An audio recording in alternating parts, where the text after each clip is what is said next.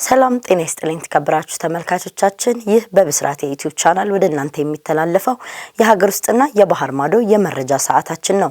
መረጃዎቹን ወደ እናንተ እያስተላለፍኩ ሰምሃር አለባቸው ከመላው የስቱዲዮ ባለሙያዎች ጋር አብሬያችሁ ቆይታ የማደርግ ይሆናል። በቅድሚያም ወደ ሀገር ውስጥ መረጃዎች እንለፍ።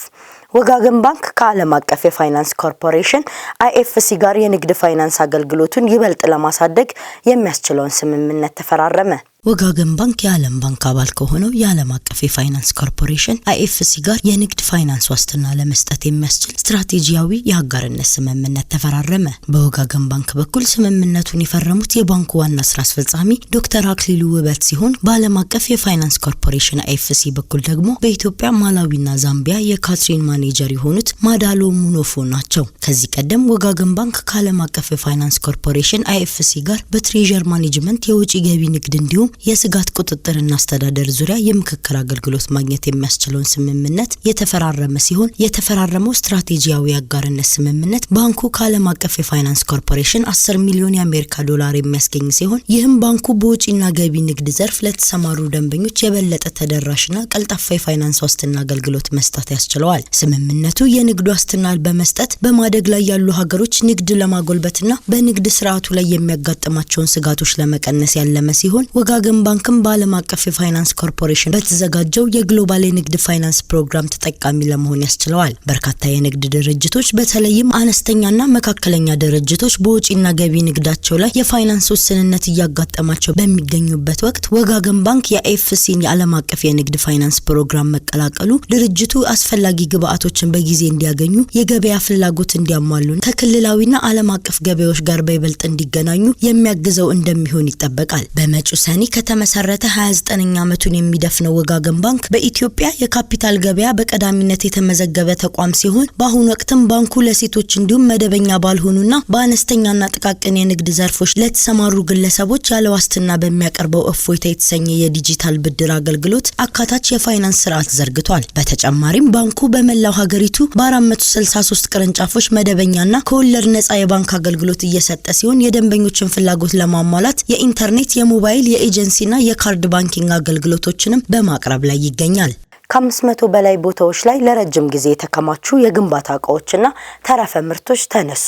የአዲስ አበባ ትራፊክ ማኔጅመንት ባለስልጣን በበጀት ዓመቱ 9 ወራት ለተሽከርካሪና ለእግረኞች ጉዞ እንቅፋት የነበሩ 11ዱም ክፍለ ከተሞች በ507 ቦታዎች የተከማቹ የግንባታ እቃዎችና ተረፈ ምርቶችን በማንሳት አካባቢዎች ለትራፊክ እንቅስቃሴዎች ምቹ እንዲሆን ማድረጉን አስታውቋል። የትራፊክ እንቅስቃሴ ሲያስተጓጉሉ ከቆዩትና ከተነሱት መካከል በለሚ ኩራ ቅርንጫፍ ጽህፈት ቤት፣ በወሰናቤም፣ ኖክ 72፣ ጎሮ ፊጋ፣ መሪ ሲኤምሲ፣ አያት ዙሪያ ሽሞል፣ ሳራ አምፖል ካራና ሌሎች ቦታዎች ይገኙበታል። እንዲሁም በቦሌ ቅርንጫፍ ጽህፈት ቤት በኤርና ሞል አካባቢ፣ ቦሌ ኤርፖርት፣ ቦሌ ሚካኤልና 24 በድምሩ በ79 አካባቢዎች እንዲነሱ ሲደረግ በጉለሌ ቅርንጫፍ ጽህፈት ቤትም በመድኃኔዓለም ሸጎሌ ይገኙበታል። በቀሪዎቹ አቃቂ፣ ቃሊቲ፣ አራዳ፣ ቂርቆስ፣ ልደታ፣ የካና ንፋስ ስልክ ላፍቶ ቅርንጫፍ ጽህፈት ቤቶች የተከማቹ ተረፈ ምርቶችና የግንባታ እቃዎች ተነስተው ለትራፊክ እንቅስቃሴው የተመቻቸ እንደሆነ ተደርጓል። በቀጣይ ወራትም ይኸው የቁጥጥር ስራ ተጠናክሮ እንደሚቀጥል የአዲስ አበባ ትራፊክ ማኔጅመንት ባለስልጣን የህዝብ ግንኙነትና ኮሚኒኬሽን ዳይሬክተር ወይዘሮ ገነስ ዲባባ ለብስራት ሬዲዮ ተናግረዋል ስትል ሳምራይት ሲግም ዘግባለች። በአራት የመስተንግዶ ሰራተኞች ላይ የከባድ አካል ጉዳትና ያስገድዶ መድፈር ጥቃት የፈጸሙ 2 ግለሰቦች በእስራት ተቀጡ።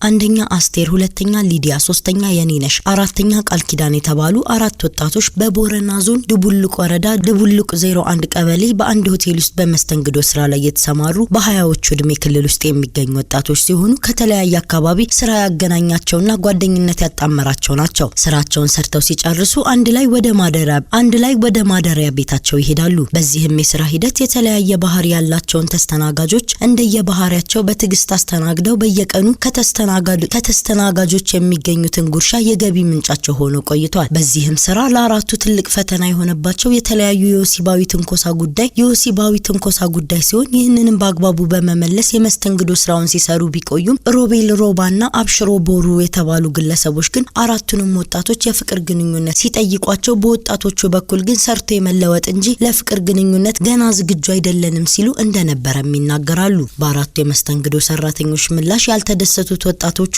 ታህሳስ 26 ቀን 2018 ዓ.ም ከምሽቱ 4 ሰዓት ተኩል ላይ የሆቴሉ በር ተዘግቶ አራቱ አስተናጋጆች የቀን ጉርሻቸውን ይዘው ወደ ማደሪያ ክፍላቸው ሲያመሩ ሁለቱ ወጣቶች ከኛ ጋር ካልሆናችሁ በማለት ስለታም ጩቤ ታጥቀው በመያዝ አፍነው ይዟቸዋል። በዚህም ጊዜ አስቴር የተባለችው ተጎጂ ሮጣ ለማምለጥ ስትሞክር አንደኛ ተከሳሽ ሮቤል ሮባ የተባለው የፊት ጥርሶቿን በመምታት ጉዳት አድርሶ አንድ ጥርሷን ሲያረግፍ፣ ሁለተኛ ተከሳሽ ደግሞ በያዘው ዱላ የጎድን አጥንቷን በመምታት ከፍተኛ የአካል ጉዳት በማድረስ የቀን ገቢዋን 780 ብር የእጅ ስልኳን ይወስዳል። ከዚያም ሊዲያ የተባለችው ሁለተኛ ተጎጂ በጉልበት አንድ ክፍል ውስጥ በማስገባት ሁለተኛው ተከሳሽ አብሽሮ ሮባ የመድፈር ጥቃት ሲፈጽምባት፣ ቅድስት የተባለችው ሶስተኛ ተጎጂ ደግሞ አንደኛ ተከሳሽ ሮቤል ሮባ ሌላ ክፍል በጉልበት አስገብቶ የመድፈር ጥቃት ይፈጽምባታል። አራተኛዋ ተጎጂ ቃል ኪዳን ደግሞ የሰራችበትን 800 ብርና የእጅ ስልኳን በመቀበል የዘረፋ ድርጊት ከፈጸሙባት በኋላ የመድፈር ጥቃት ሁለተኛ ተከሳሽ አብሽሮ ቦሩ ለመፈጸም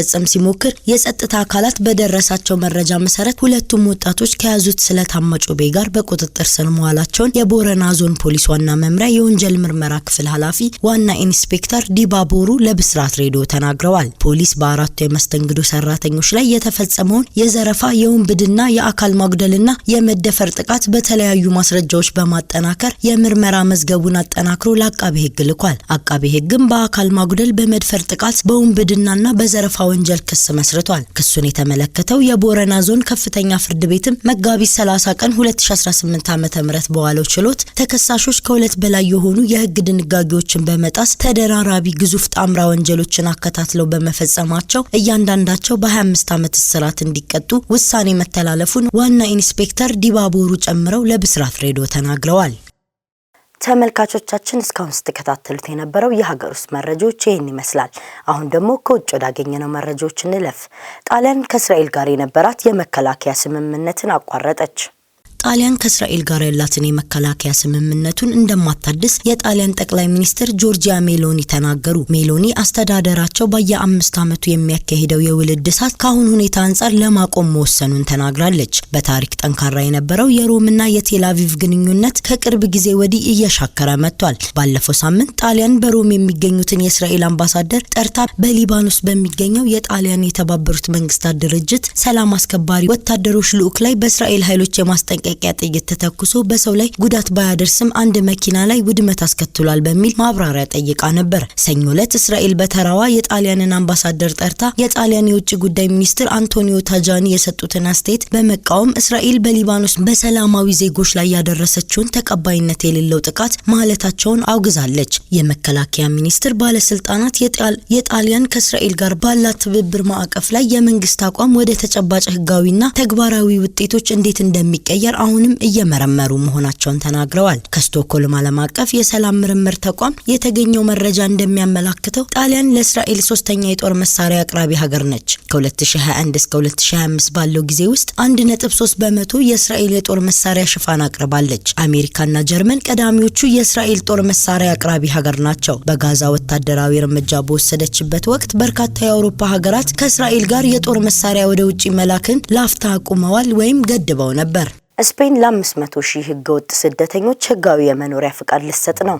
የስፔን መንግስት 500,000 ለሚሆኑ ህገወጥ ስደተኞች ህጋዊ ሰነድ በመስጠት መደበኛ የስራ ኃይሉን እንዲቀላቀሉ የሚያደርገውን እቅድ አጸደቀ። ጠቅላይ ሚኒስትር ፔድሮ ሳንቼዝ የመንግስታቸውን ውሳኔ የፍትህ እርምጃና ለስፔን አስፈላጊ ሲሉ ገልጸውታል። ለስፔናውያን በማህበራዊ የትስስር ገጾች በተሰራጨው ደብዳቤ ጠቅላይ ሚኒስትር ሳንቼዝ የጅምላ ህጋዊ የማድረግ እርምጃው የዕለት ተዕለት ህይወታችን አካል የሆነ ግማሽ ሚሊዮን የሚጠጉ ሰዎችን በይፋ እውቅና ለመስጠት ነው ብለዋል። ፒፒ የተባለው የስፔን ወግ አጥባቂ ፓርቲ ህገወጥ ስደተኞች የሚሸልምና ተጨማሪ ስደተኞችንም እንዲመጡ የሚያበረታታ ነው በማለት ህጉን እንደሚያገድ አሳውቋል። የመንግስት እቅድ ሰነድ አልባ የሆኑ ስደተኞች በአንድ ዓመት የሚታደስ የመኖሪያ ፈቃድ ይሰጣል። አመልካቾች ብቁ ለመሆን ስፔን ውስጥ ለ5 ወራት ያህል መኖራቸውን ማስመስከርና የወንጀል ማህደር እንደሌላቸው ማቅረብ አለባቸው። ለማመልከት የተሰጣቸው ጊዜ ከነገ ሐሙስ ጀምሮ እስከ መጪው ሰኔ ድረስ ነው። ጠቅላይ ሚኒስትር ሳንቼዝ ስደተኞች የሆነውንና ለመሆን የምንፈልገውን ከበርቴ ክፍትና ብዙሃ የሆነች ስፔንን ለመገንባት ያግዛሉ ብለዋል። ጠቅላይ ሚኒስትሩ የሀገሪቱ ኢኮኖሚ ለማስቀጠልና